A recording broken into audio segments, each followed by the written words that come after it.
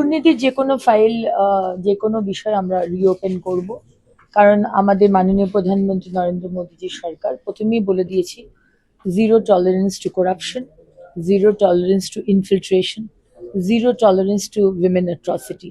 সুতরাং সেখানে যদি দুর্নীতি হয়ে থাকে তাহলে তো তার ফাইল খোলা হবে। একটা হচ্ছে যে বিপুল সংখ্যায় এই যে স্তূপ, ময়লা স্তূপ হয়ে থাকছে থাকার মতন, ওটা পশ্চিমবঙ্গ জুড়ে, আরেকটি হচ্ছে প্লাস্টিক। প্লাস্টিক মুক্ত পশ্চিমবঙ্গ করতে পারবো? সেটা তো করার ইচ্ছে, প্লাস্টিক মুক্ত। আমাদের আধিকারিকরাও বললেন যে যদি prevention is better then cure, যদি প্রিভেন্টই করা যায়, প্লাস্টিককে যদি বন্ধ করে দেওয়া যায়, মানে যেগুলো খুব খারাপ প্লাস্টিক, অনেক রকমের প্লাস্টিক হয়, তাহলে আমাদের পলিউশন বা ওয়েস্ট ডিসপোজালের ব্যাপারটা কিছুটা হাতের মধ্যে আসে। এখন অনেকগুলো বিষয় রয়েছে, সবকিছু আমার এই মুহূর্তে বলা উচিত না। আমার টিমের সাথে কথা বলে কাজ শুরু করি। আপনাদের শুভেচ্ছা, আপনাদের কোঅপারেশন সবসময়তে চাই, এবং বিশ্বাস রাখুন মাননীয় প্রধানমন্ত্রী যেটা বলেছেন যে ভয় আউট ভরসা ইন, আমার মনে হয় শুধু ভয় আউট নয়, উন্নয়ন ইন ভরসা ইন। সবাই পাবেন, যারা যারা লক্ষ্মীর ভান্ডার পাচ্ছিলেন সবাই অন্নপূর্ণা ভান্ডার পাবেন, সবই ডাইরেক্ট বেনিফিট ট্রান্সফারে হবে। কিন্তু দেবার আগে 1 জুন মাননীয় মুখ্যমন্ত্রী বলেছেন 1 জুন থেকে ব্যাংক অ্যাকাউন্টে ঢুকে যাবে। কিন্তু তার আগে আমরা একটি অ্যানালিসিস করতে চাই যে যাদের যাদের নাম কাটা গেছে তারা যদি কেউ পায় তাহলে তো তাদের পাওয়ার কথা নয়, যিনি মারা গেছেন তার তো পাওয়ার কথা নয়, যিনি আমাদের দেশের নাগরিক নন তার তো পাওয়ার কথা নয়। সুতরাং সেই অ্যানালিসিসটা হবে যে যাদের যাদের নাম কাটা গেছে তাদের মধ্যে কতজন লক্ষ্মীর ভান্ডার পাচ্ছেন, তাদের নাম বাদ যাবে। এবং আরেকটি মুখ্যমন্ত্রী বলেছেন যারা সিএ এর জন্য অ্যাপ্লাই করেছে এবং যাদের নাম ওই ট্রাইব্যুনালে গেছে তাদেরকে এর থেকে বাদ রাখা হবে আপাতত।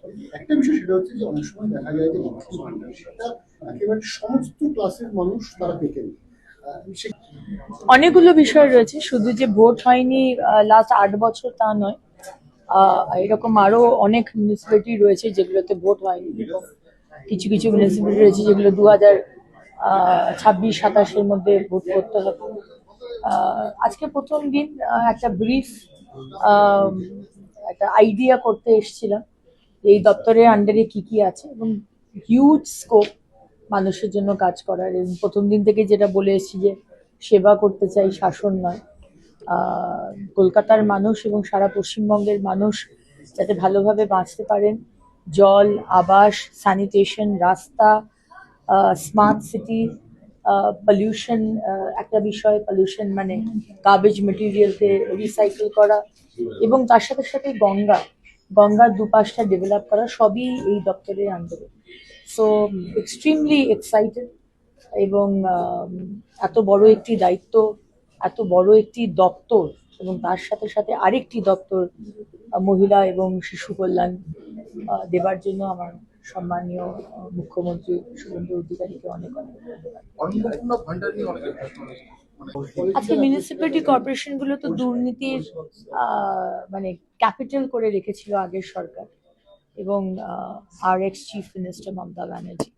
সুতরাং ভোট কবে হবে সেটা তো আমাদের মাননীয় মুখ্যমন্ত্রী বলতে পারবেন, কিন্তু দুর্নীতি আর করতে দেব না সেটা কিন্তু খুব ক্লিয়ার।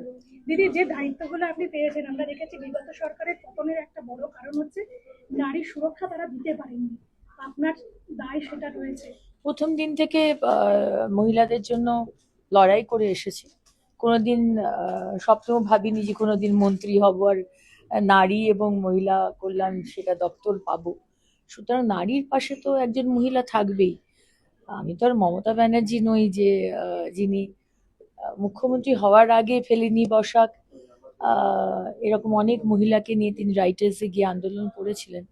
কিন্তু তারপরে এই 15টা বছর সেই সব মহিলা যারা মারা গেছেন হয়তো, বা যার পরিবার হয়তো রয়েছে, তার পিছন ফিরেও তার দিকে তাকাননি। তো আমি সেটা বলবো না এখন। এখন আমরা দেখুন, আমাদের কাছে মহিলা সুরক্ষা, মহিলার সম্মান ফার্স্ট প্রায়োরিটি। এবং আমার প্রধানমন্ত্রী যেখানে নরেন্দ্র মোদীজি, যেখানে প্রত্যেকটা মুহূর্তে উনি চান মহিলারা এগিয়ে যান, সেখানে মহিলার উপর অত্যাচার হবে 8 মাসের শিশু থেকে 80 বছরের মহিলা, এটা আমরা টলারেট করবো না। অভিষেক ব্যানার্জির বাড়ি বাংলার সঠিক খবর সঠিক সময় জানতে